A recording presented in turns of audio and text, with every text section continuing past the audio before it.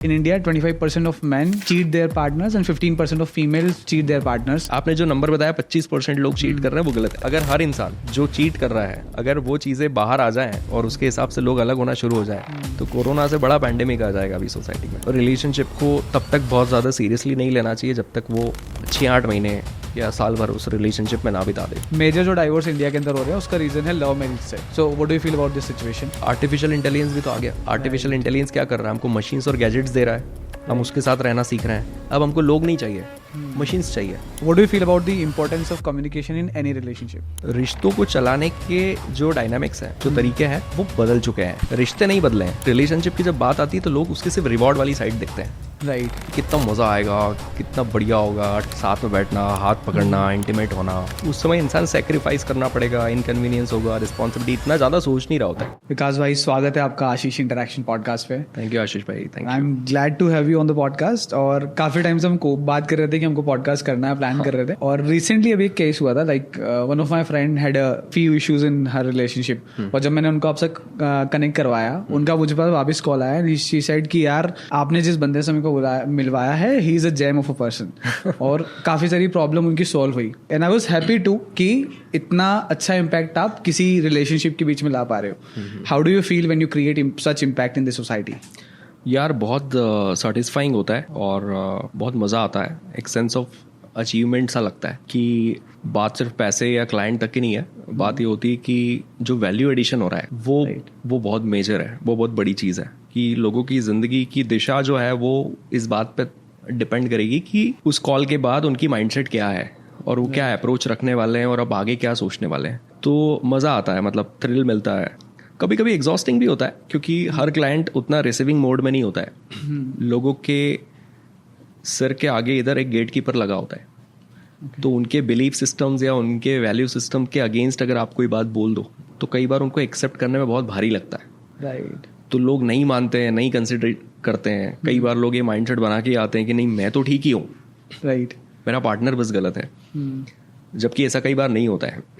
तो कई जगहों पे बहुत मेहनत भी लगती है, एक्सर्शन भी होता है, पर कई जगह बहुत सेटिस्फाइंग होता है। तो हाँ, बहुत अच्छा लग रहा है। एंड डू यू थिंक कि वही एक प्रॉब्लम है कि जब एक पार्टनर सोच रहा था कि मैं ही सही हूँ और सामने वाला पार्टनर गलत है, that is the actual problem? हाँ, क्योंकि ये सही गलत की जो लड़ाई है ना, ये बहुत अलग ही स्केल पर है। इसलिए हम लोग अक्सर कपल एजुकेशन की बात करते हैं क्योंकि डायनामिक्स रिलेशनशिप के बदल गए हैं। तो डायनामिक्स बदल गए हैं तो क्या बदल गया है डायनामिक्स में? लोगों का रहन सहन बदल गया है, लाइफस्टाइल बदल गया है, लोगों की एक्सपेक्टेशन बदल गई हैं। तो इन एक्सपेक्टेशन को कैसे टैकल किया जाए, इन डायनामिक्स को कैसे समझा जाए?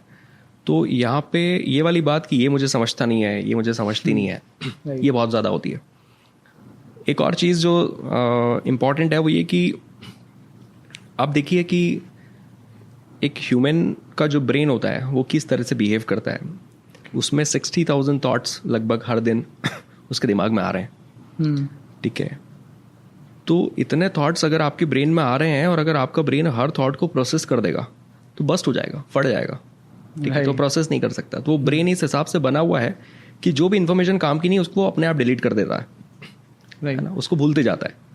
तो आप देखिए कि आप अपने घर से निकलेंगे और आप अपने ऑफिस जाएंगे और मैं पूछूंगा कि बीच में ऑटो पार्ट्स की दुकान कहाँ है, तो हो सकता है कि आप 10 साल से वहाँ से निकल रहे हैं बट ऑटो पार्ट्स की दुकान आपको नहीं पता।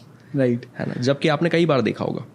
वो तब पता रहेगी जब आप देखते देखते ही उधर जाओगे, फिर आपको याद रहेगी। तो हम क्या कॉन्शियसली ढूंढ रहे हैं, ब्रेन को वो याद रहता है।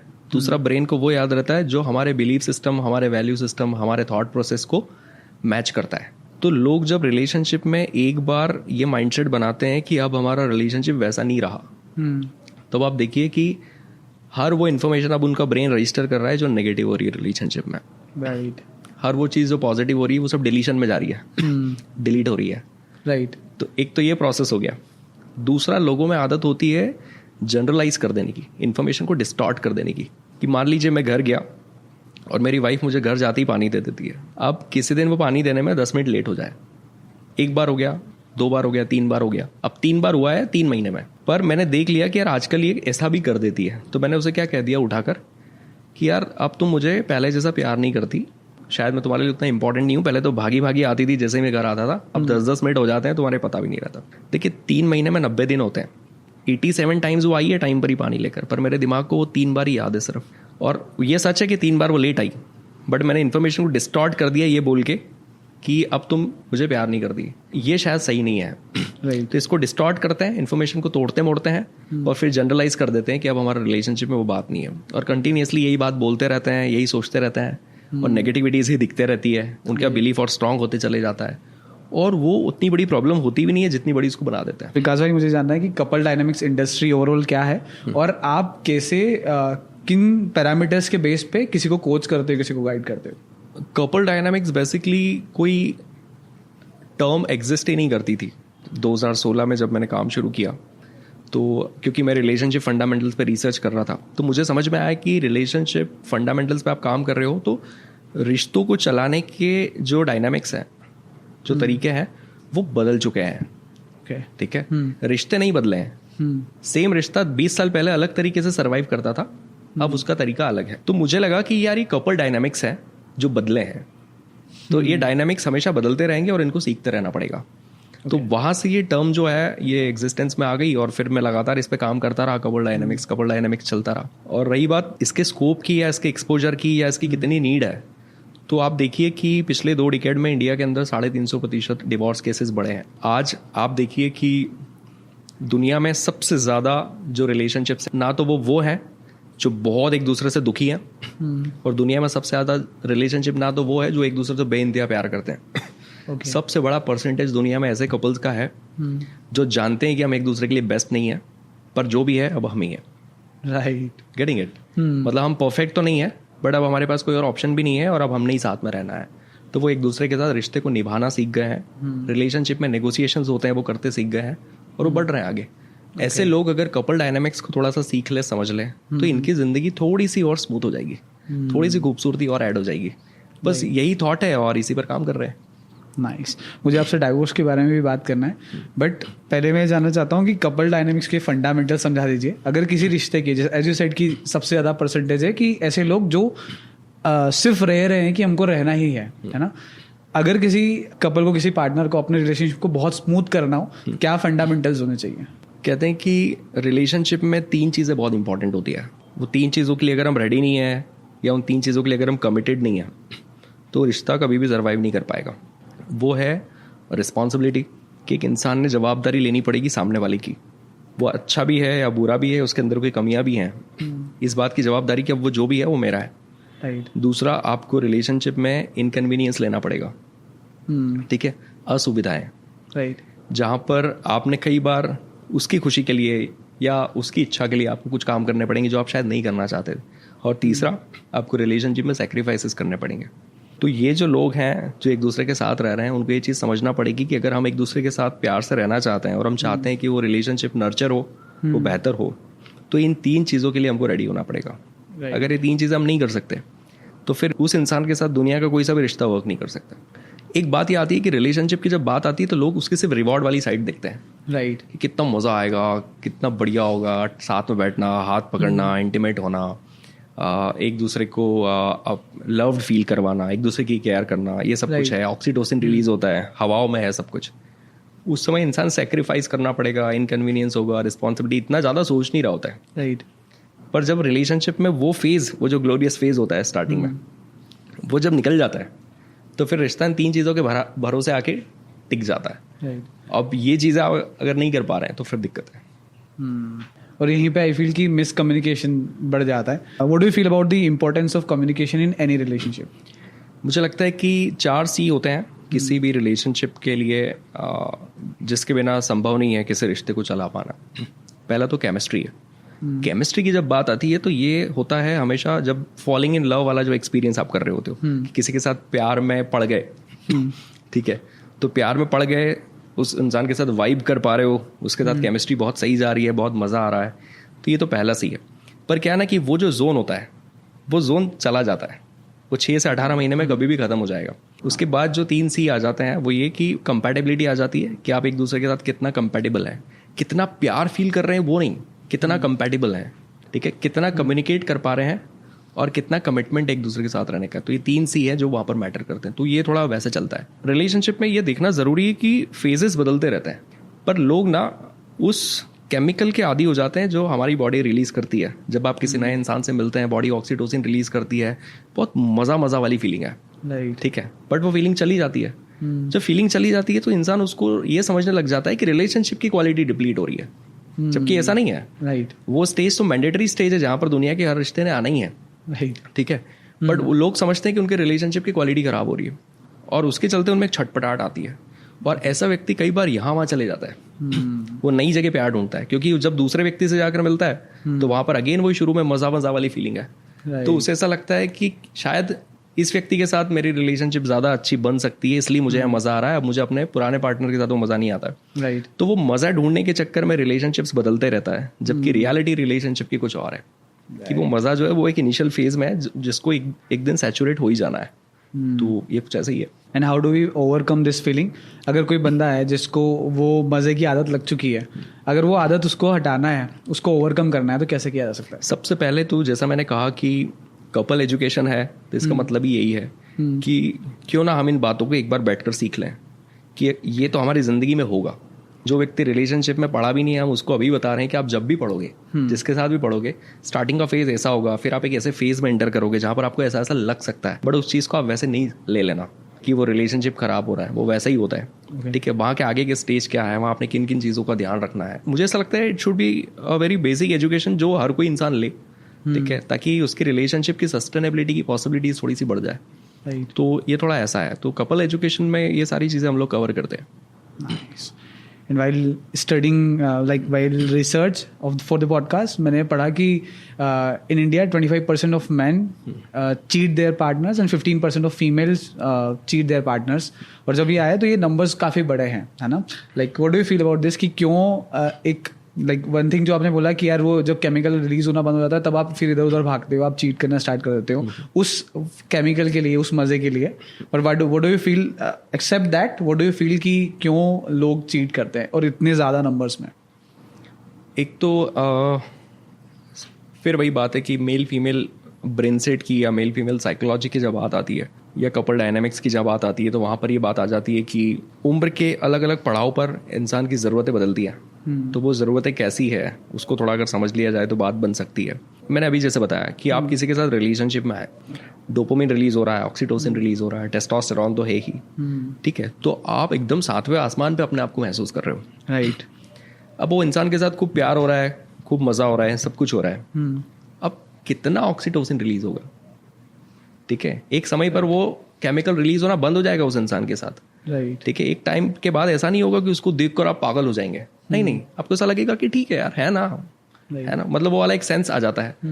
अब वो केमिकल रिलीज नहीं हो रहा है। दूसरा कि अब आप सेक्सुअल स्टिमुलेशन नहीं फील कर रहे हो उस इंसान के साथ उतना, यानी कि टेस्टोस्टेरोन जो है वो भी अब आपको वहां पर काम नहीं आ रहा, ठीक है, राइट। तो आपको ऐसा लगता है कि ये जो हैप्पी हार्मोन्स है जो आपको बहुत अच्छा फील कराते थे, तो इस अर्ज के चलते इंसान यहाँ वहाँ जाना शुरू होता है। ओके, ये पहली चीज़ है। दूसरा, फीमेल्स जो है, फीमेल के साथ कई तरह की चीज़ें हैं, उनकी ज़िंदगी में कई तरह के बदलाव आते हैं समय समय पर। उनकी इमोशनल नीड एक मैन के कंपेयर में ज़्यादा है, उनकी बातचीत करने की जो इच्छाएं हैं वो एक मैन के कंपेयर में बहुत ज़्यादा है। उनकी ज़िंदगी में मीनोपॉज आता है, प्री मीनोपॉज आता है, उस समय वो बहुत अलग अप एंड डाउन में रहती हैं। एक फ़ीमेल जो है सेक्सुअली सबसे ज़्यादा तब एक्टिव फील करती है जब वो 34 से 38 में है।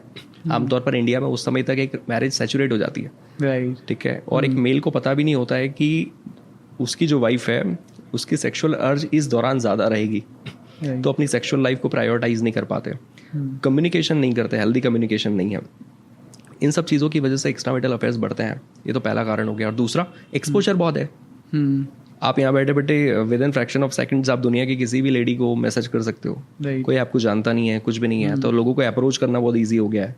तो आप आपके मन की चीज़ें खुलकर किसी को भी बोल देते हो। जो लोग आपकी तरह सोचते हैं वो आपसे रिलेट कर जाते हैं और बातें आगे बढ़ जाती है, तो वो पोटेंशियल बढ़ गया है। तीसरा, हमने एक ऐसा इकोसिस्टम कर दिया है जहाँ पर हम एक्स्ट्रामैरिटल अफेयर्स को या मल्टीपल अफेयर्स को उतना भी अब बुरे नज़र से नहीं देखते।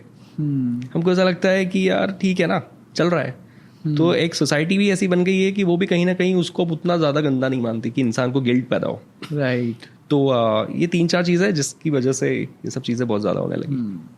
What do you feel किसी कपल में कोई पार्टनर, अगर आपका पार्टनर आपको चीटिंग करते हो, पता लग चुका है कि वो चीटिंग कर रहे हैं, बट एज यू सेड कि यार एक्सेप्ट कर चुके कि चलो चलता है और गिल्ट फील नहीं हो रहा है, but what do you feel about the situation कि क्या अगर कभी चीटिंग का केस कभी हुआ है तब भी कई सारे, और मैं आपको इसमें 2 एग्जांपल्स देता हूँ. मेरे 2 फ्रेंड्स हैं, दोनों रियल लाइफ एग्जांपल्स हैं.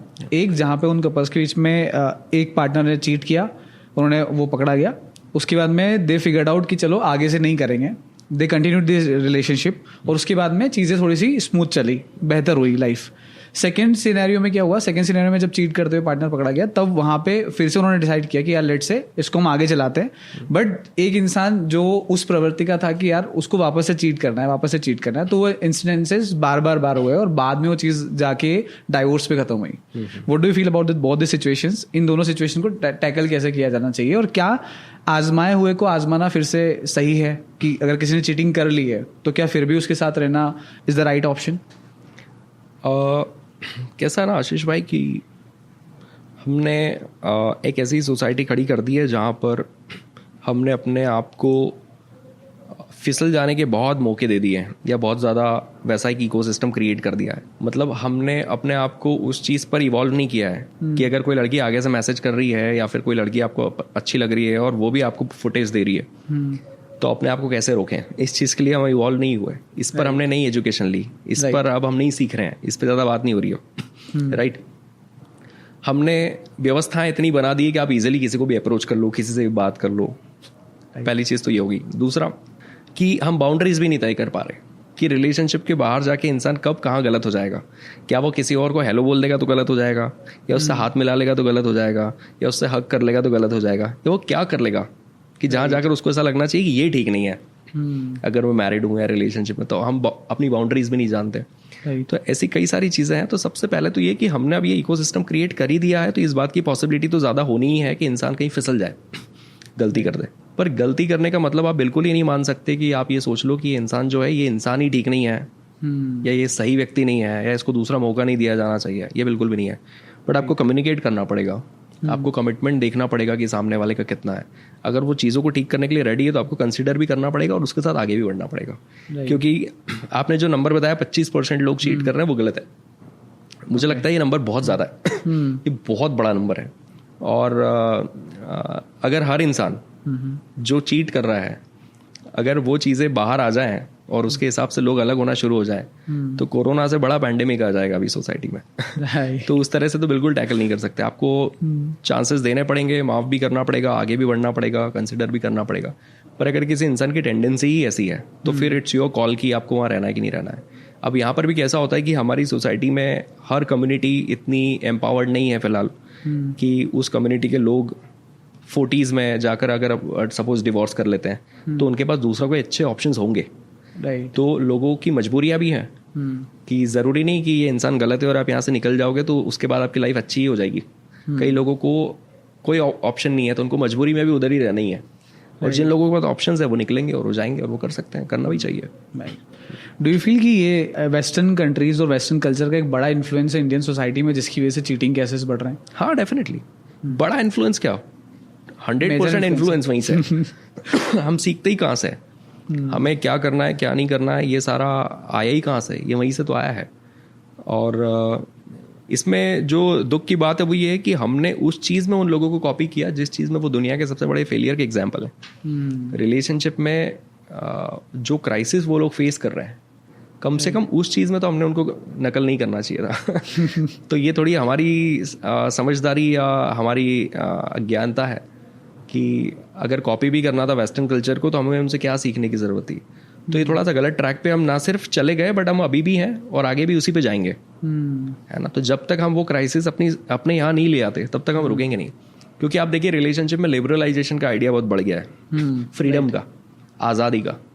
मतलब एक हस्बैंड या एक वाइफ वो अपने पार्टनर को अगर रोके किसी चीज़ के लिए तो वो नैरो माइंडेड है, वो बुरा है. वो जो बाहर जा रहा है, जो कुछ भी कर रहा है वो बुरा नहीं है.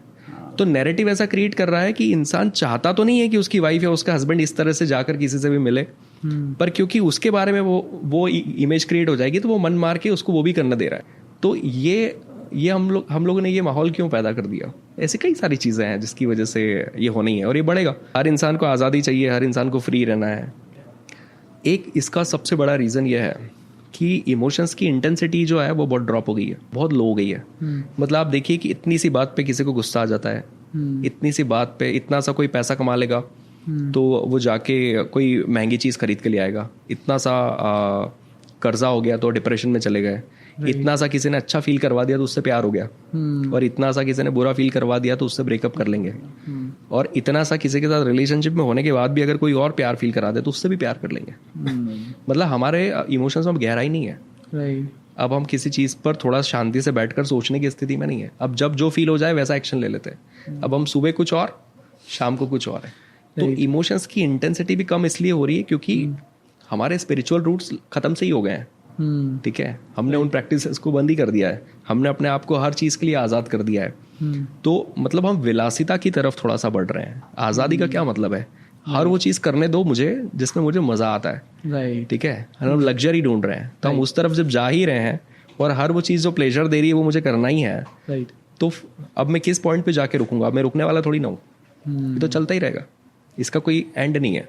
And why do you feel कि ऐसा क्यों हो रहा है? As a emotional intelligence expert, आपकी क्या ऑब्जर्वेशंस इसके ऊपर कि ये इमोशंस इतने शॉर्ट कैसे हो रहे हैं? इमोशनल इंटेलिजेंस पे एक तो हमारी एजुकेशन व्यवस्था में कुछ है ही नहीं। मतलब आप देखिए कि हमारे पूरे एजुकेशन सिस्टम में इमोशनल इंटेलिजेंस पे कहीं कुछ लिखा हुआ ही नहीं है, अगर आप साइकोलॉजी को बस छोड़ दे तो। जबकि ये स्कूल में से ही मेरे ख्याल से 4th-5th स्टैंडर्ड से ही इमोशनल इंटेलिजेंस पढ़ाया जाना चाहिए। पहली चीज़ तो वो नहीं है। दूसरा कि एक जो होल्ड होता था पेरेंट्स का या एक नॉर्म्स होते थे एक घर के या एक समाज के, उन सब को हमने वॉश आउट कर दिया है। मतलब अब हमारे पेरेंट्स की अब माहौल कुछ और है। अब हमको ऐसा लगता है हमारे पेरेंट्स आउटडेटेड हैं, ओल्ड स्कूल है, हम उनकी क्यों सुनेंगे? अब हम पेरेंट्स की नहीं सुनते, अब हम किसी के दबाव में नहीं रहते, अब हमको टीचर्स का डर नहीं है, अब हमको किसी सोसाइटी का डर नहीं है। मैंने कहा ना कि हम सब मिलकर एक जैसे हो गए हैं, हम सब ने मिलकर सोच लिया कि चलो सब इस आज़ादी का मजा लेते हैं, कोई किसी को नहीं रोकेगा। तो अब वो सप्रेशन वो नहीं है कि मान लीजिए मैं कोई चीज़ करना चाहता हूँ और मुझे नहीं मिली, वो अभाव अब है नहीं। तो वो इमोशनल मैच्योरिटी भी डेवलप नहीं हो रही है कि इंसान मैच्योर कब होता है? जब वो थोड़े अभाव में होता है, उसे किसी चीज़ की थोड़ी तकलीफ आ रही है, थोड़ा परेशान हो रहा है, कोई चीज़ उसको थोड़ा सा रोक कर दी गई है, तो उसे उस चीज़ की वैल्यू पता है।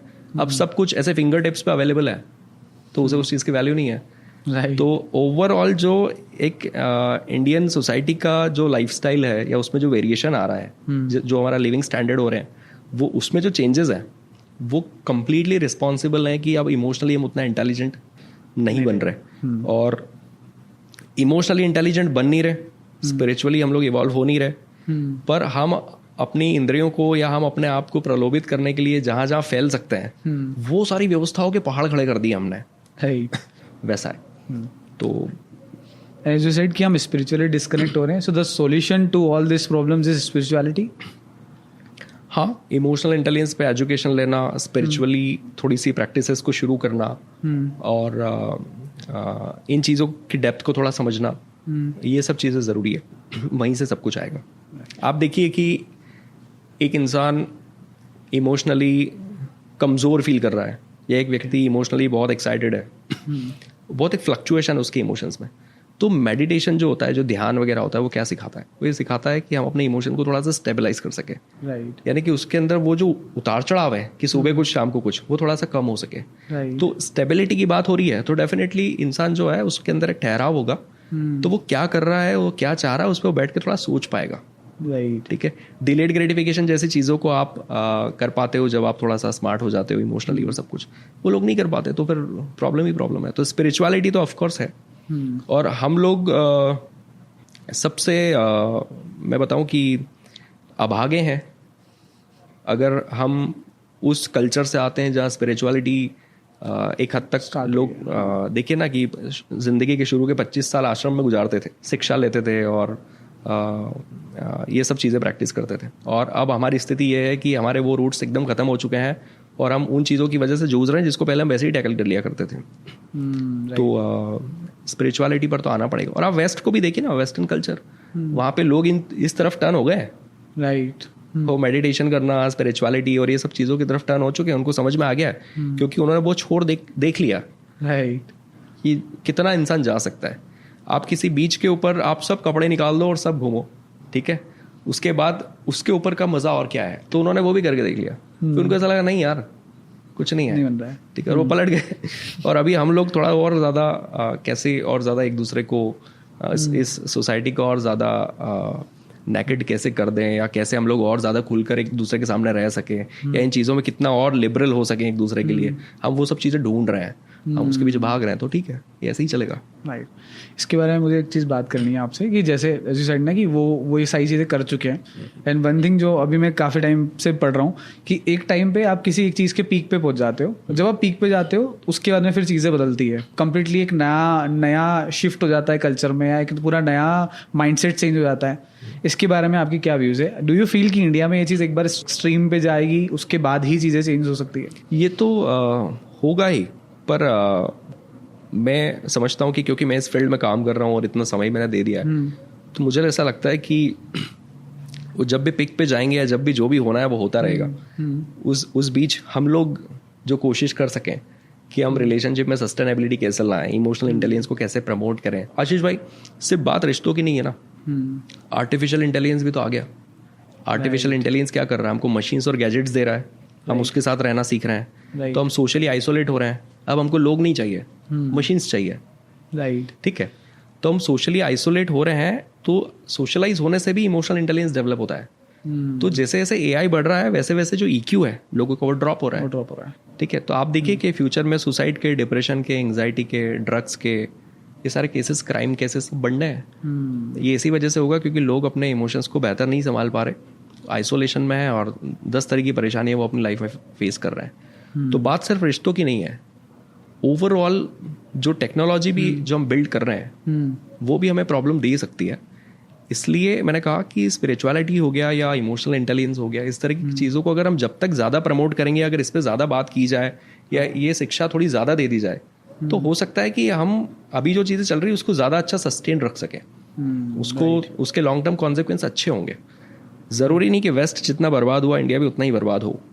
अगर कुछ सही शिक्षा या सही चीज़ें हम लेकर चलें, सही टूल्स का उपयोग करें, तो शायद हम थोड़ा बच जाए उनके कंपैरिजन में। Right, let's talk about the Gen Z mentalities and the concepts.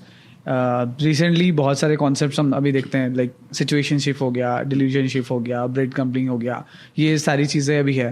पहले जेन ज़ीज़ का जो पर्सपेक्टिव है रिलेशनशिप के पीछे, उसके बारे में थोड़ा बात करते हैं, उसके बारे में थोड़ा समझा दीजिए। पहले इन टर्म्स को समझा दीजिए हमारी ऑडियंस को, and then will deep dive into this. Terms का कुछ ऐसा है कि कुछ भी नया नहीं है। सिचुएशनशिप का मतलब सिर्फ ये है कि ये सब पहले भी होता था कि दो लोग रिश्ते में आ रहे हैं, पर एक सिचुएशन है जो उनके बीच में है कि हम रिश्ते में हैं पर तभी तक हैं या इतने तक ही हैं। अब देखिए एक्स्ट्रामैरिटल अफेयर कैसे होता है कि यार घर जाने के बाद बात नहीं करूंगा, राइट, ठीक है, सिचुएशनशिप पे तो है, शादी नहीं करूंगा, हमारा आगे कोई फ्यूचर नहीं है, हमारा रिश्ता 9 to 5 रहेगा सिर्फ, राइट, सिचुएशनशिप है। तो कुछ नया नहीं है, ये सब जो टर्मिनोलॉजीज है ना, कुछ नया नहीं है। बस हमने क्या करा, हर एक चीज को उठा के एक नाम दे दिया है, बस इतना सा हो गया। हाँ, वो मतलब उसको नॉवेल्टी बना दिया है कि वो चीज जो हम अभी तक करते आ रहे थे उसको हम और ज्यादा अच्छा नाम दे दिया और प्रमोट करने लग गए कि अब तो हम उसको और खुल के करें। राइट, ठीक है, तो वैसा है। जहाँ तक जेनजीज की बात है तो मैं आपको बताऊं कि सबसे पहला और सबसे इम्पोर्टेंट मैसेज तो ये है कि उन लोगों ने रिलेशनशिप को तब तक बहुत ज़्यादा सीरियसली नहीं लेना चाहिए जब तक वो 6-8 महीने या साल भर उस रिलेशनशिप में ना बिता दे। ठीक है, क्योंकि लोग उस स्टार्टिंग के जो फेज़ होता है जिसको ग्लोरियस फेज़ कहते हैं उसको लोग सीरियसली ले लेते हैं, ज़रूरत से ज़्यादा एक दूसरे को इम्पोर्टेंट मान लेते हैं। और जैसा मैंने कहा कि आजकल ब्रेकअप्स कैसे हो रहे हैं, लोगों के रिलेशनशिप ऐसे टूट रहे हैं जैसे कि मतलब इसके पहले कभी ऐसा नहीं हुआ। राइट, तो लोग इमोशनली बैकफुट पे आ जाएं या सेटबैक्स में आ जाएं, ये जो बच्चे हैं, तो उसके लिए ज़रूरी है कि आप बहुत ज़्यादा सीरियसली किसी को एकदम डे 1 से तो ना ले लें। दूसरा, इन लोगों के लिए ये इम्पॉर्टेंट चीज़ है कि इनमें भी इमोशनल इंटेलिजेंस जैसी चीज़ों को या किस तरह से हम अपने फेलियर्स को कोप अप करें, इस तरह की चीज़ों को सीख लेना चाहिए। क्योंकि ये जो जनरेशन है ये हम सब से कहीं गुना ज़्यादा फेलियर देखेगी अपनी ज़िंदगी में। ठीक है, अगर ये फेलियर को संभालने के लिए कैपेबल नहीं है तो ये सबसे ज़्यादा स्ट्रेस, एंग्जाइटी और डिप्रेशन में रहने वाले लोग हैं। अगेन, इसका सॉल्यूशन क्या होगा? इमोशनल इंटेलिजेंस इसका सॉल्यूशन होगा। तो ये लोग अगर अपनी इम्पल्सेस के हिसाब से चलने लग गए, जो कि हो रहा है, कि जो मन में आया वो कर लिया, राइट, ठीक है। तो इनकी हालत वैसी ही होनी है कि सुबह कुछ है, शाम को कुछ है, आज इससे प्यार हो गया, कल उससे हो गया, राइट, ठीक है। किसी और ने अच्छा फील करवा दिया तो उससे हो गया, किसी बात पर गुस्सा आ गया तो रिश्ता तोड़ दिया। राइट, ये सब चीज़ें ये लोग फेस करने वाले हैं। तो ये एक मतलब ये एक बुरे फेज में है। ये कोई हो सकता है कि किसी को ऐसा लगे कि यार इन लोगों के कितने मजे हैं यार, है ना, इनके पास कितना एक्सपोजर है, 10th 11th 12th में आया वहीं से धमाल चालू है, पर नहीं, राइट, ये इन लोगों की मेंटल वेलबींग के लिए बिल्कुल अच्छा नहीं है। तो इन लोगों ने इमोशनल इंटेलिजेंस वाली टर्म को थोड़ा सा सीरियसली लेना चाहिए, इसके बारे में खूब पढ़ना चाहिए, इसका ख्याल रखना चाहिए। और वही आगे जाके फिर प्रॉब्लम क्रिएट करेगा अगर आप एक राइट टाइम अगर उसको नहीं एक्सेप्ट करते हो। क्योंकि अब देखिए ना, डिवोर्स केसेस अभी तो आगे जाके और बढ़ने हैं। राइट, ये बात बहुत दूर की नहीं है कि जब हम 20 साल 25 साल किसी एक लड़की के साथ बिता लेंगे तो हम भी सेलिब्रेट करना शुरू कर देंगे कितने साल बिता लिए, राइट, पूरी सोसाइटी मिलकर सेलिब्रेट करेगी। क्योंकि एक व्यक्ति के साथ पूरी जिंदगी निकाल पाने वाले केसेस ही थोड़े बहुत रह जाएंगे, राइट, है ना। तो इतने ब्रेकअप्स, इतने डिवोर्सेस जब होंगे तो ये लोग कोप अप कैसे करेंगे? किसी को 55 की उम्र में जाके उसकी वाइफ ने छोड़ दिया, क्या करने वाला है वो? बच्चे तो साथ में रहने ही नहीं वाले हैं, उनको तो बाहर जाना है, ग्लोबलाइजेशन है, दुनिया उनके पैरों में है बिल्कुल, तो वो तो टिकने वाले नहीं है। तो इंसान तो आइसोलेट हो जाएगा उस उम्र में जाके, राइट, तो वो कैसे हैंडल करेगा? तो मुझे लगता है कि हम लोग फिर भी एक अच्छे फेज में, जहाँ पर थोड़ी पुरानी वैल्यूज और ये सारी जो हमारी संस्कार है वो काम आ रहे हैं। नहीं तो अगर ज़रूरत से ज़्यादा मॉडर्नाइजेशन हो गया इन मामलों में तो इसको टैकल करना बहुत टफ होगा इन लोगों के लिए। और इसी में मैंने आपका एक वीडियो देखा था जहाँ पे आपने बताया था वेस्टर्न कंट्रीज की सिचुएशंस और इंडिया की सिचुएशन आपने कंपेयर की थी कि वेस्टर्न के अंदर वहाँ पे हर दूसरे दिन उनको किसी डॉक्टर से कंसल्ट करना है, क्योंकि सिचुएशन बहुत हार्श हो जाती है जब आप इतने ज़्यादा अप डाउन अपने रिलेशनशिप्स के अंदर देखते हो, राइट। डाइवोर्स के ऊपर बात करते हैं, व्हाई डू यू फील, और मैंने सुप्रीम कोर्ट का एक जजमेंट देखा था 2023 का, जहाँ पे जज ने बोला था कि मेजर जो डाइवोर्स इंडिया के अंदर हो रहे हैं उसका रीजन है लव मैरिज से। So what do you feel about this situation? देखो, एक तो एक कानूनी व्यवस्था होती है, एक सामाजिक व्यवस्था होती है। कानून सही और गलत से चलता है, ठीक है, पर रिश्ते वैसे नहीं चलते, रिश्ते भावनाओं से चलते हैं, राइट। तो एक व्यक्ति जो किसी के साथ, मान लीजिए कि दो लोग हैं, एक नहीं छोड़ना चाहता उसको बट दूसरा छोड़ना चाहता है, ठीक है, और ये डिवोर्स हो गया, हाँ, तो कानून की नज़र में तो इनको हक है डिवोर्स लेने का। कानून ने कह दिया ठीक है भैया आपको हक है, आप क्लेम कर सकते हो, आप अलग हो सकते हो, राइट। पर वो जो व्यक्ति जो नहीं चाहता था वो अगर डिप्रेशन में भी जाएगा तो कानून थोड़ी ना कुछ करेगा, उसको तो अपना ख्याल खुद ही रखना है ना। करेक्ट। तो कानून जो है ना वो किसी सिटीजन की एक हद तक ही हेल्प कर सकता है उसके राइट्स को बचाने में, बट उसकी इमोशनल स्टेट में कानून क्या करेगा? कोई सब इंस्पेक्टर तो आएगा नहीं घर पे आपको बैठ के समझाने की गलत हुआ आपके, ऐसा तो होगा नहीं राइट। तो क्या होता है कि वो व्यवस्था अलग है, एक सामाजिक व्यवस्था अलग है, और सामाजिक व्यवस्था ध्वस्त हो रही है। इसकी वजह से लोगों में आइसोलेशन है और इसकी वजह से एंग्जाइटी, डिप्रेशन और ये सारे केसेस बढ़ना है। कितना ही हमारी जो कॉन्स्टिट्यूशन है या कितना ही हमारा जो इंफ्रा है, सरकारी व्यवस्था है, वो एक व्यक्ति के साथ में आके क्यों ना खड़ी हो जाए, जब तक हम इन बेसिक्स को ठीक नहीं करेंगे तब तक हम पार नहीं लगेंगे वैसा है। राइट। एंड वन थिंग, जो मेरे कुछ फीमेल फ्रेंड्स हैं जिनके साथ जिनका डाइवोर्स हुआ है, जब उनसे बात किया तो मैं, और हर किसी का जिसका डाइवोर्स अगर होता है तो मेल हो फीमेल हो, एक सेपरेशन का पेन बहुत ज़्यादा होता है उन लोगों को, और उससे कॉप अप करने में बहुत टाइम लग जाता है। स्पेशली जब 2 साल 3 साल आपको लग जाते हैं उस सिचुएशन से बाहर आने में, तो बहुत टॉक्सिक आपको लगता है कि ज़िंदगी में बहुत एकदम लाइक डलनेस आपको फील होती है उस टाइम पे, और आपके साथ से सारी चीज़ें दूर होने लगती है। ऑब्वियस इंडियन सोसाइटी के अंदर आपको फिर एक सोसाइटी का जो प्रेशर है वो भी साथ साथ में फील करना पड़ता है। किसी को सेपरेशन के उस पेन को कैसे ओवरकम करना चाहिए? टेक्निकली 2-3 चीज़ें हैं कि पहला तो अगर कोई व्यक्ति एजुकेट हो रहा है, कोई व्यक्ति आकर आज अपनी ज़िंदगी के बुरे फेज में नहीं है बट वो चाहता है कि मैं इमोशनली थोड़ा स्मार्ट बनना चाहता हूँ, तो उसे कुछ कोप अप मैकेनिज्म सिखा दिए जाएंगे कि हम लाइफ में जब किसी चीज़ में फेल होते हैं तो हमारा मैकेनिज्म कौन सा होना चाहिए, क्या हमने यूज़ करना चाहिए जिससे हम ज़्यादा अच्छा डील कर सकें। आप देखिए, एक ही तरह का डैमेज समाज के 100 लोगों का होगा तो 100 तरह के एक्सपीरियंसेस आपको देखने को मिलेंगे, ना कि एक ही तरह का एक्सपीरियंस। नुकसान बराबर हुआ है पर हर व्यक्ति की प्रतिक्रिया उस नुकसान की तरफ अलग अलग थी। तो हम जो हमारी तरफ बहुत कुछ थ्रो कर रहा है एनवायरनमेंट, बट उस पर हम जो रिएक्शन दे रहे हैं उससे हमारा एक्सपीरियंस बन रहा है, ठीक है, और हमारा जो एक्सपीरियंस बन रहा है उससे हमारी लाइफ की क्वालिटी डिसाइड हो रही है, राइट, है ना। मतलब अगर हम अपने रिएक्शंस को थोड़ा ठीक से टैकल कर लें तो हमारी जिंदगी की क्वालिटी बेहतर हो सकती है ना। तो क्या होता है कि एक व्यक्ति का डिवोर्स हुआ और उसने इसको इस तरह से ले लिया कि ठीक है यार, अगर ईश्वर ने इतना ही चाहा था मेरा और इसका साथ, तो ठीक है, इतना ही सही, आगे जो होगा देखा जाएगा। उसने इसको पॉजिटिवली लिया, ग्रेटिट्यूड के साथ लिया, ऊपर वाले को थैंक यू बोला और आगे बढ़ गया, राइट। ये उसका रिएक्शन था, ठीक है। तो इसकी जिंदगी का ये एक्सपीरियंस कैसा रहेगा, पता है कि यार मैंने बहुत कुछ सीखा उस रिलेशन से, वो ये बोलेगा। और वहीं पर एक इंसान रो रहा है कि उस व्यक्ति ने मेरी जिंदगी बर्बाद कर दी, मुझे कहीं का नहीं छोड़ा, मैं रोड पर आ गया, उसकी ये रिएक्शन है। तो ये रिएक्शन के साथ उसको ये एक्सपीरियंस कैसा लगेगा, वो कर्ज करेगा खुद को, उस इंसान को, सिचुएशंस को, लोगों को, ईश्वर को, सबको, ठीक है। तो उसको अपनी जिंदगी उतनी ही बुरी लगेगी।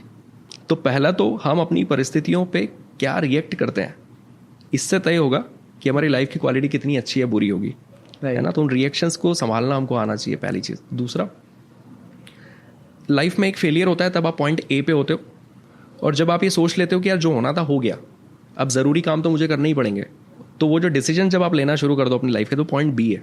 मतलब यहाँ पर आप भूले नहीं हो उसको ना, यहाँ पर आपका दुख खत्म हो गया है, आपको आज भी याद आ रही है, आज भी बुरा फील हो रहा है, बट आपने ये सोच लिया कि यार काम तो करना पड़ेगा, जिम तो जाना पड़ेगा, खाना तो खाना पड़ेगा, दोस्तों को तो मिलना पड़ेगा, फैमिली वालों के साथ तो टाइम स्पेंड करना पड़ेगा, ठीक है। ये डिसीजन आपने लेना शुरू कर दिया, मतलब आप पॉइंट बी पे आ गए, मतलब आप मूव कर चुके हो। जब आप इस पॉइंट पे आ जाते हो ना, तो सी पॉइंट जो होता है जहां पर आप सामने वाले को भूल गए या फिर अब फर्क नहीं पड़ रहा उस किस्से को याद करके, बी से सी अपने आप आता है। ओके, लोग क्या इधर बैठे बैठे उस सी का वेट कर रहे हैं कि जिस दिन उसको भूल जाऊंगा उस दिन नॉर्मल लाइफ जीऊंगा, और यही सोच रहे हैं तो भूलेंगे कैसे, राइट। आप समझ रहे हैं। जो भी व्यक्ति अपने लाइफ में फेलियर्स में है या परेशानी में है, उसने सही डिसीजन लेने चाहिए। अब सही डिसीजन का मतलब ये थोड़ी ना होता है कि जाके हमने कोई बड़ा काम करना है। सही डिसीजन का मतलब ये भी होता है कि आपने जाके अपनी फेवरेट डिश बनानी है और खानी है, आपने अपने फेवरेट लोगों के साथ जाके बैठना है, आपको पेट्स के साथ टाइम स्पेंड करना है, आपको फ्रेंड्स फैमिली के साथ टाइम स्पेंड करना है, आपको अपने ज़रूरी टारगेट्स पूरे करना है, आपको मेडिटेशन करना है, आपको नेचर के साथ टाइम स्पेंड करना है, आपको सुबह या शाम की जो धूप होती है, मद्दी धूप होती है, उसमें जाकर बैठना है, आपको स्पोर्ट्स या जिमिंग करनी चाहिए, ये एक्टिविटीज़ बढ़ा देनी चाहिए, है ना। इससे क्या होगा, हमारी बॉडी सेरोटोनिन रिलीज कर रही है, एंडोर्फिन कर रही है, ऑक्सीटोसिन कर रही है, डोपामीन कर रही है, हैप्पी हार्मोन्स है, अच्छा फील कर रहे हैं। अच्छा फील कर रहे हैं तो हमारा आने वाला कल भी अच्छा होते जा रहा है। तो धीरे धीरे करके हम उस डैमेज से ना बाहर निकल पाते हैं। पर आप देखिए कि जो व्यक्ति जिसकी रिएक्शन नेगेटिव है कि यार मेरी जिंदगी बर्बाद हो गई, खराब हो गई, उसको आप बोलोगे चल कहीं घूम कर आते हैं, बोले नहीं मन नहीं है, चल कुछ खा के आते हैं, नहीं मन नहीं है, राइट, चल ये करते हैं, नहीं मन नहीं है। मतलब कि वो कोई भी काम करने का डिसीजन नहीं ले रहा है जो उसको उस समय अच्छा फील करा सकता है। तो आप क्या डिसीजन लेते हो वो इंपॉर्टेंट है, और वो डिसीजन लेना कितना जल्दी शुरू करते हो। तो पॉइंट बी जितना जल्दी आ जाए उतना जल्दी आप वहां से बाहर आ जाओगे, वैसा है। That's wonderful insight.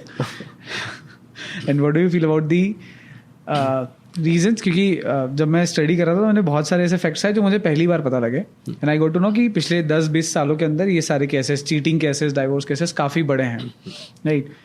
And do you feel कि चीटिंग केसेस पहले भी थे लेकिन पहले पता नहीं चल पाता होगा कि क्योंकि मोड ऑफ कम्युनिकेशन इतना फास्ट नहीं था, या पहले सोशल मीडिया इतना स्ट्रांग नहीं था, टेक्नोलॉजी इतना स्ट्रांग नहीं था? डू यू फील लाइक ये पहले भी होता होगा और उस टाइम पे सामने नहीं आ पा रहा होगा, बट आज वो इजीली सामने आ जाता है? नहीं, पर आप देखिए कि उस समय सामने क्यों नहीं आ रहा था और आज सामने क्यों आ रहा है। ऐसा कुछ बदलाव तो नहीं आया जिसकी वजह से आज सामने आ रहा है। आज केसेस ही ज़्यादा हो रहे हैं, ये बात है। Okay. पहले भी होते होंगे, पहले कम रहते होंगे, क्योंकि ये बात इस बात पर डिपेंड करती है कि एक्सपोजर कितना है, ठीक है।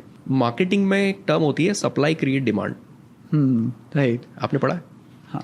कि मार्केट में एक समय ऐसा आया था कि हर स्टोर पे आप जा रहे हो तो 10 ओप्पो के फ़ोन रखें, 10 वीवो के फ़ोन रखें, जबकि उस समय उतना ज़्यादा वो ब्रांड चले नहीं थे, बट उनकी सप्लाई मार्केट में इतनी हो गई कि हर स्टोर पे वही दिख रहे हैं, बोर्ड्स पे भी वही दिख रहा है, लिखा हुआ भी सब दूर वही है। तो लोगों को नेचुरली लगने लगता है कि यार आजकल यही चल रहा है, तो लोग वही खरीदते हैं, ठीक है। तो अब आप देखिए कि मुझे अगर किसी से जाके अफेयर करना है और उसके लिए मेरे पास ऑप्शंस बहुत सारे हैं, सप्लाई बहुत है, लोग बहुत है, तो ऑटोमेटिकली वो अर्ज क्रिएट हो जाएगी, है ना। अच्छा, मेरे आसपास सब लोग यही कर रहे हैं, 10 में से 7 लोग यही कर रहे हैं, तो उनको देखकर मोटिवेशन भी है, सभी तो कर रहे हैं, तो एक्सपोजर बढ़ गया है। पहले उतना एक्सपोजर नहीं था, पहले 10 में से 2 लोग कर रहे होंगे, पर बाकी के 8 लोग कभी भी उनको पसंद नहीं करते कि ऐसा काम कर रहे हैं, है ना। आजकल क्या है कि 10 में से 8 कर रहे हैं और बाकी के 2 को भी लगता है कि ठीक है यार आजकल यही चल रहा है। तो एक्सपोजर क्या है और उस चीज़ की सप्लाई कितनी बढ़ गई है, उससे वो अर्ज जो है ऑटोमेटिकली होने लग गई है। और एक और चीज़ है कि हमारे अंदर महत्वाकांक्षाएं हैं, हम तो इंसान है यार, हमारे अंदर 10 तरह की इच्छाएं हैं। राइट। उन इच्छाओं की फुलफिलमेंट की व्यवस्था जब तक नहीं थी तब तक हम इच्छाओं को मार रहे थे। आज जब सब कुछ है तो क्यों मारे, है ना? तो ये थोड़ा सा वैसा है, चीज़ें तब भी हो रही थी पर कम हो रही होंगी, बट अभी तो बहुत ज़्यादा है। विकास भाई, डू यू रीड बुक्स? हाँ, बहुत ज़्यादा। किस किस जॉनरा में? सेल्फ हेल्प बुक्स पहले पढ़ा करता था, फिर बायोग्राफीज और दुनिया भर की किताबें, फिर साइकोलॉजी वाली किताबें ज़्यादा पढ़ने लग गया। Okay. सेल्स वाली बुक्स बहुत पढ़ता हूँ क्योंकि उसमें ह्यूमन साइकोलॉजी का ज़बरदस्त एंगल दिया होता है। कई बार हमको ऐसा लगता है कि साइकोलॉजी के लिए साइकोलॉजी की बुक पढ़ना ज़रूरी नहीं, आप सेल्स एंड मार्केटिंग पढ़ के भी साइकोलॉजी समझ सकते हो। Right. तो बुक्स बहुत पढ़ता हूँ। मुझे ऐसा लगता है कि मेरी पूरी लाइफ का अगर कोई पूछ ले कि उसका चंक क्या है, मतलब आप जो भी हो उसके लिए क्या चीज़ें रिस्पॉन्सिबल है, तो आई वुड से कि मैं मेडिटेशन बहुत करता हूँ और मैं बुक्स बहुत पढ़ता हूँ। तो ये 2 चीज़ें हैं, मतलब थॉटफुल रहता हूँ, इमोशनली बहुत स्टेबल रहता हूँ, बहुत कुछ सोच पाता हूँ और बहुत गहराई से किताबें पढ़ता हूँ और अपने अंदर उतार पाता हूँ। मैं भी किताबें काफ़ी पढ़ता हूँ। एंड एक चीज़ जो मैंने नोटिस की है कि जितने भी लोग बुक्स ज़्यादा पढ़ते हैं या बुक्स से ज़्यादा कनेक्टेड रहते हैं, वो लोग जनरली इमोशनल इंटेलिजेंस उनका हाई होता है बाय डिफ़ॉल्ट, और साथ साथ उनका फोकस भी कंपैरेटिवली दूसरे लोगों से थोड़ा सा ज़्यादा होता है। व्हाट डू यू फील कि किसी इंसान को अपनी, जब ये प्राइम ईयर्स होते हैं आफ्टर 20 to 25 तक का ये जो प्राइम टाइम है, इसको कैसे यूटिलाइज करना चाहिए apart from your psychological perspective? कैसे किसी इंसान को बिल्ड करना चाहिए अपने माइंडसेट को इस टाइम फ्रेम पे लाइफ की सक्सेस के लिए? मुझे लगता है कि ये वो टाइम है जब एनर्जी लेवल जो है एक इंसान का वो सबसे हाई है, उसके अंदर बहुत जुनून है, बहुत पागलपन है। तो एनर्जी को सिर्फ चैनलाइज करने की ज़रूरत होती है किसी डायरेक्शन में। एक चीज़ होती है कि 18 से 22 की बीच में एक इंसान सेक्सुअली सबसे ज़्यादा एक्टिव होता है, एग्रेसिव फील करता है, मेल्स बेसिकली। और सेक्स ट्रांसम्यूटेशन करके कोई चीज़ें होती है। ऐसा कहते हैं कि दुनिया में जितने भी इमोशंस हैं उसमें जो सबसे हाई इंटेंसिटी वाला इमोशन होता है वो सेक्स होता है। ठीक है, कि अगर लोगों ने उस चीज़ पर अपना कंट्रोल लिया है तो वो बाकी किसी भी तरह के इमोशंस को बहुत अच्छा टैकल कर लेंगे, है ना? तो इस ड्यूरेशन में उस चीज़ के सिर्फ पीछे भागने से ज़्यादा ज़रूरी उसको कैसे ट्रांसम्यूट करना है और अपनी ज़िंदगी में जो चीज़ें अचीव करना है, जिधर पहुंचना है, उसके लिए वो एनर्जी को कैसे यूज़ करना है, वो सब चीज़ें समझनी चाहिए। और उनको ध्यान, साधना, मेडिटेशन, ये चीज़ें ज़्यादा करनी चाहिए ताकि वो अपनी उस एनर्जी को या अपने अंदर जितना भी उनके अंदर एक ऑरा है वो उसको सही डायरेक्शन में चैनलाइज कर पाए। तो ये उम्र लाजवाब उम्र है और इस उम्र में आपका तय हो जाता है कि आप किधर जाने वाले हो। तो इसको बहुत ही देख रेख में बहुत ही सेंसिटिवली देखा जाना चाहिए कि हम इस दौरान कर क्या रहे हैं। ऐसा तो नहीं कि हम गेमिंग कर रहे हैं सिर्फ, या नेटफ्लिक्स से बिंज वॉच कर रहे हैं, सिर्फ यही कर रहे हैं, दिन भर पॉडकास्ट देख रहे हैं या दिन भर यूट्यूब चला रहे हैं या दिन भर रील्स देख रहे हैं। ये तो नहीं हो रहा है। ये तो नहीं हो रहा है कि हम दिन भर लड़की का हाथ पकड़ के लाइब्रेरी में बैठे हुए हैं। तो क्योंकि ग्रेजुएशन और मास्टर्स का टाइम होता है तो लोग बंक मार के यही सब कर रहे हैं। राइट। तो ये टाइम को बहुत ही समझदारी से देखा जाना चाहिए। मेंटोर होना चाहिए आपके पास, कोई इंसान जो आपको थोड़ा सा सही गलत बता दे इस समय पर, क्योंकि इस टाइम पर इंसान गलतियां भी सबसे ज़्यादा करता है। राइट। और ये टाइम लौट के नहीं आता, सबसे बड़ी बात यह है। करेक्ट। तो खूब ध्यान रखने वाला टाइम है। मेरे एक मेंटोर ने मुझसे कहा था कि when I was 19 year old और मैं उस समय बिजनेस में आ चुका था, तब मेरे मेंटोर ने बोला था कि अभी आप जिस एज पे हो 19 में, आपको एक अगर आप ग्रेजुएशन के बाद ये सब स्टार्ट करते तो आप 21-22 में सब स्टार्ट करते हैं, आपने 19 में स्टार्ट किया तो आप पहले सारी चीज़ें देखना स्टार्ट कर रहे हो। अब होगा क्या, और उन्होंने फिर उनके एग्जाम्पल्स दिए कि यार सबसे ना प्राइम एज भी यही है 18 to 25 और सबसे ज़्यादा वर्स्ट फेज भी यही है आफ्टर 20। आपकी लाइफ में वही देखोगे, क्योंकि इस फेज में आप सबसे ज़्यादा फील करते हो कि आपके दोस्त आपसे दूर जाएंगे, आपके ब्रेकअप्स होना स्टार्ट होंगे रिलेशनशिप के, आपके माँ बाप बूढ़े हो रहे हैं, जिन लोगों की गोद में आप खेले हो वो इस दुनिया से जा सकते हैं, आपके आसपास के जितने अच्छे लोग हैं वो आपसे दूर हो सकते हैं। यही वो एज है, और इसी एज में सबसे ज़्यादा आप खुश भी इसी एज में हो सकते हो, सबसे ज़्यादा परेशान, सबसे ज़्यादा प्रॉब्लम्स भी आपकी लाइफ में तभी आएगी, क्योंकि आपको कैरियर भी सेट करना है, आपको फाइनेंशियली इंडिपेंडेंट होना है, फिर रिलेशनशिप्स भी संभालना है। Do you feel the same कि यही वो एज है जहाँ पे सारी अपॉर्चुनिटीज़ भी है और सारी प्रॉब्लम्स भी है? मुझे लगता है कि आप 1-2 चीज़ों को ही अगर फोकस कर लो तो उतनी प्रॉब्लम्स नहीं है। अगर किसी ने 20 से 25 साल की उम्र तक सिर्फ यही सोच लिया कि मुझे करियर ही बनाना है, सिर्फ मुझे अपने काम पर ही फोकस करना है, तो फिर कोई प्रॉब्लम नहीं है। प्रॉब्लम ये है कि हमको सब कुछ उसी टाइम पे करना है। कोई इंसान ये समझ ले कि अगर मैं 25 तक अपने करियर को उस वैसा सेट कर लूँ कि मैं एक हाई पेइंग जॉब में रहूँ या मैं एक ऐसी जगह पर रहूँ जहाँ मुझे ज़िंदगी में पैसों वैसों की या किसी चीज़ की परेशानी ना आए, तो ये भी तो सच है कि फिर आपकी ज़िंदगी के सारे सपने पूरे हो जाएंगे उस पैसे से, एक बार सही ट्रैक पे आकर।